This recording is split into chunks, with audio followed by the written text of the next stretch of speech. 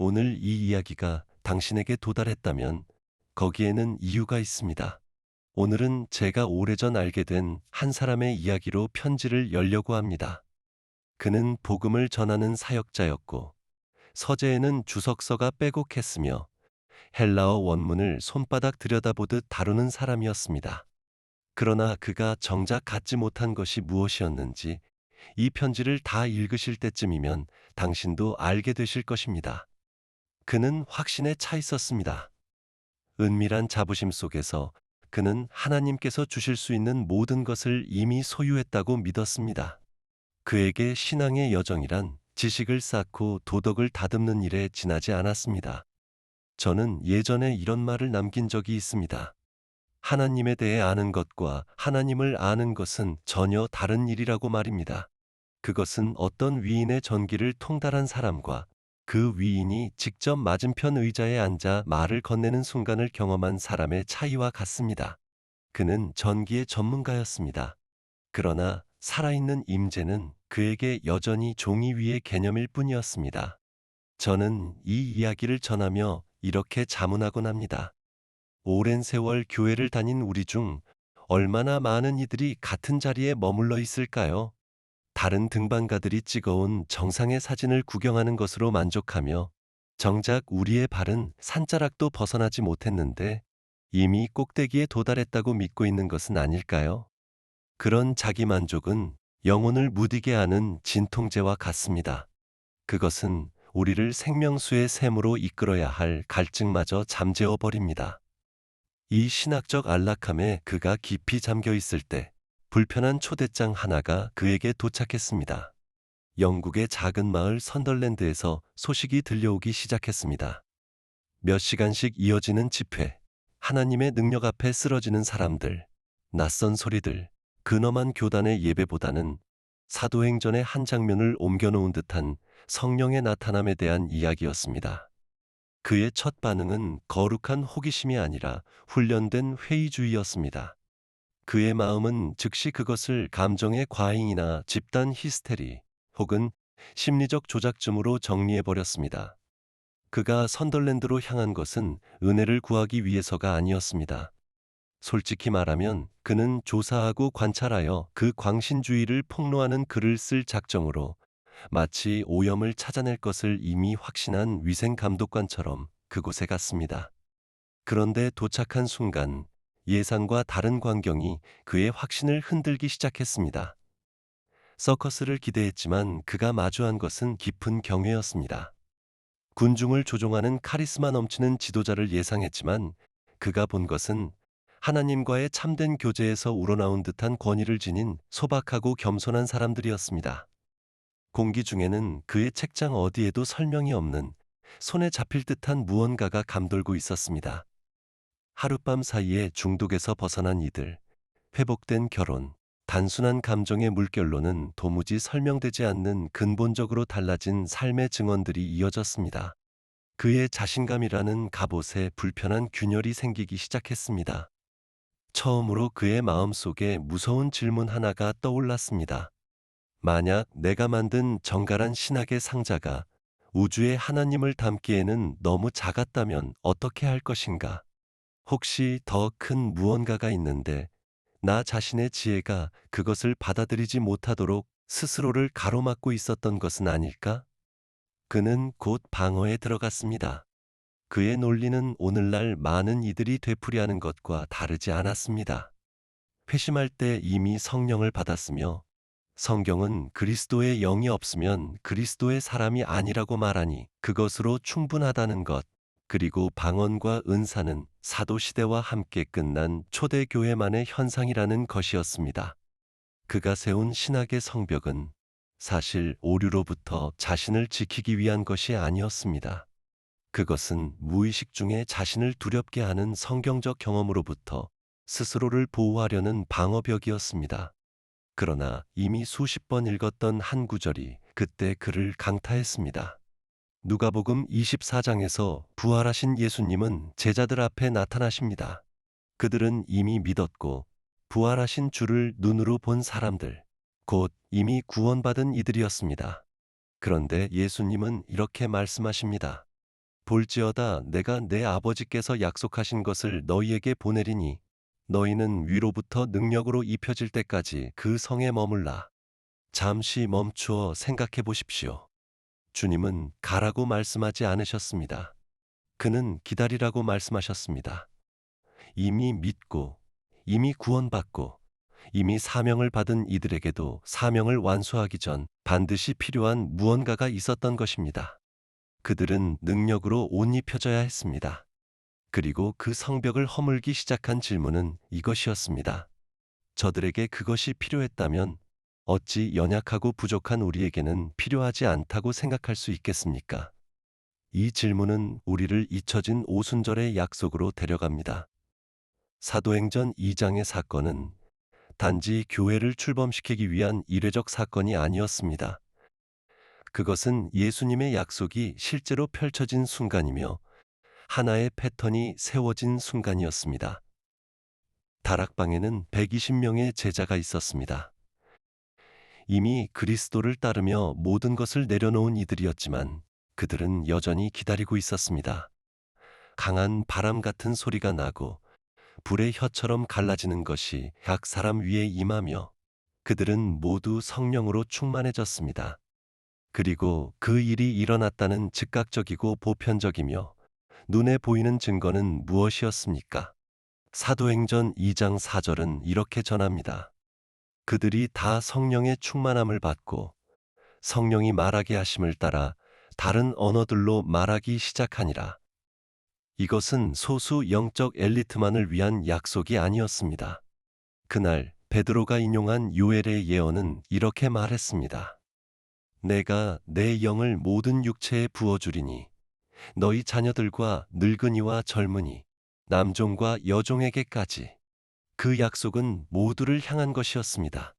방언으로 말함은 부수적인 사건이 아니라 보이지 않는 하늘의 거래를 들을 수 있고 확인할 수 있게 만드는 표적이었습니다. 여기서 우리는 한 가지 신학적 구분을 분명히 해야 합니다. 그것은 오랜 혼란의 원인이자 그 사역자 자신의 저항의 근거이기도 했습니다. 사도행전이 보여주는 성령 세례의 최초 증거로서의 방언과 바울이 고린도전서에서 말하는 교회를 세우기 위한 방언의 은사 사이에는 분명한 차이가 있습니다. 이렇게 비유해 보겠습니다. 모든 사람은 태어날 때 울음을 터뜨립니다. 그 울음은 그가 살아 숨쉬고 있다는 최초의 보편적 증거입니다. 그러나 그렇다고 모든 사람이 자라서 성악가나 명연설가가 되는 것은 아닙니다. 마찬가지로 성경은 방언이 성령 세례의 초기 증거가 되는 패턴을 보여줍니다. 그러나 이것이 모든 신자가 교회 예배 중 통역을 필요로 하는 공적 방언의 은사를 행사한다는 뜻은 아닙니다. 바울이 고린도전서 12장에서 다 방언을 말하는 자겠느냐고 물을 때 그것은 모든 이가 사도나 교사가 아니듯 몸에 나누어진 사역적 은사에 관한 물음입니다. 그러나 영적 출생의 최초 순간, 그 첫 숨은 모든 이를 위한 것입니다. 이 패턴은 사도행전 2장에만 머물지 않습니다. 사도행전 10장으로 가봅시다. 베드로가 이방인 고넬료의 집에서 설교하는 도중 말씀을 듣던 모든 이에게 성령이 임했습니다. 실로 혁명적인 장면이었습니다.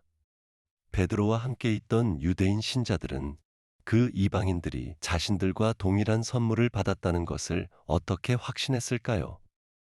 46절이 답을 줍니다. 이는 방언을 말하며 하나님을 높임을 그들이 들었기 때문이라고. 증거는 동일했습니다. 그것은 느낌도 결단도 아닌 귀로 들을 수 있는 나타남이었습니다. 저는 예기치 못한 기쁨에서 제 자신의 회심을 발버둥치고 소리치며 하나님 나라로 끌려 들어간 순간으로 묘사한 적이 있습니다. 하나님은 늘 우리의 종교적 상자를 부수시고 예상치 못한 방식으로 은혜로 우리를 놀라게 하십니다. 베드로는 아마 회심을 기대하며 고넬료에게 갔을 것입니다. 그러나 하나님은 동일한 표적으로 확증된 이방인의 오순절로 그를 놀라게 하셨습니다. 같은 패턴이 사도행전 19장에서 다시 나타납니다. 바울이 에베소에 이르러 몇몇 제자들을 만납니다. 그가 그들에게 던진 첫 질문은 사도행전 전체에서 가장 무게 있는 질문 중 하나입니다. 너희가 믿을 때에 성령을 받았느냐? 잠시 생각해 보십시오. 만약 성령의 충만한 능력을 받는 일이 회심의 순간에 자동으로 이루어진다면 이 질문 자체가 성립하지 않습니다. 그것은 호수에서 헤엄치는 사람에게 물에 뛰어들 때 젖었느냐고 묻는 것과 다를 바 없기 때문입니다. 바울의 질문은 믿었음에도 불구하고 아직 이 능력의 옷을 입지 못했을 가능성을 전제하고 있습니다. 바울이 그들에게 안수하자 6절은 이렇게 전합니다. 성령이 그들에게 임하심에 방언도 하고 예언도 하니라. 사도행전은 거듭 이 패턴을 확립합니다. 회심은 하나님 나라로 들어가는 문이지만 성령 세례는 그 나라 안에서 싸우도록 우리를 무장시키는 병기고입니다. 구원과 섬김을 위한 능력 부여는 서로 다른 일입니다. 바로 이 명확하고 반복되는 성경의 진리가 그 사역자를 마침내 굴복의 문턱으로 이끌었습니다. 다시 선덜랜드의 그 작은 교회로 돌아가 봅시다. 이제 싸움은 더 이상 신학의 문제가 아니었습니다. 그것은 지극히 개인적인 문제가 되어 있었습니다. 그의 모든 지적 논변은 이미 성경에 의해 답을 얻었습니다. 남은 것은 오직 그의 자존심뿐이었습니다. 학위를 지닌 신학자인 자신이 저 소박하고 열정적인 신자들이 가진 무언가를 자신은 갖지 못했다는 사실을 인정해야 하는 순간이었습니다. 그 깨어짐의 순간, 그의 마음속에는 조용하고 절박한 기도가 흘러나왔습니다. 하나님, 제가 지금 보고 있는 이것이 진짜라면, 당신께로부터 온 것이라면 저도 원합니다. 제 교만과 회의와 자기만족을 용서해 주십시오. 저는 더 이상 지도만이 아니라 그 땅을 원합니다. 마태복음 7장은 이렇게 약속합니다. 찾으라 그리하면 찾아낼 것이요. 그러나 찾음에는 행동이 요구됩니다. 그것은 우리가 아직 찾지 못했음을 인정할 것을 요구하며 스스로를 통제하려는 마음에게는 두려운 취약함을 요구합니다. 그는 영적 실제를 경험할 기회를 얻기 위해 자신의 신학적 통제권을 내려놓아야 했습니다. 기도의 시간이 왔습니다. 사람들이 앞으로 나왔고 한 지역 지도자가 그를 위해 기도하려 다가왔습니다. 그 순간의 내적 갈등을 그는 생생히 기억한다고 했습니다. 마음의 한쪽은 외쳤습니다. 연기하지 마, 억지로 만들지 마, 감정에 휩쓸리지 마. 다른 한쪽은 속삭였습니다. 그냥 마음을 열어, 그냥 받아들여. 사도행전에서 자주 등장하는 안수는 마법이 아닙니다. 그것은 믿음의 접촉점이며 영적 전달을 나타내는 육체적 행위입니다. 그 손이 그의 머리 위에 놓였을 때 그는 정직한 기대의 상태에 있었지만 동시에 수동적인 저항의 상태이기도 했습니다. 그는 돕지도 않겠지만 더 이상 방해하지도 않을 참이었습니다. 바로 그 내면의 고요와 굴복의 순간 무언가가 일어났습니다. 번개도 지진도 아니었습니다. 그것은 눈으로 본 어떤 것보다 더 선명하고 생생한 내면의 환상이었습니다. 그는 그리스도의 십자가를 보았습니다.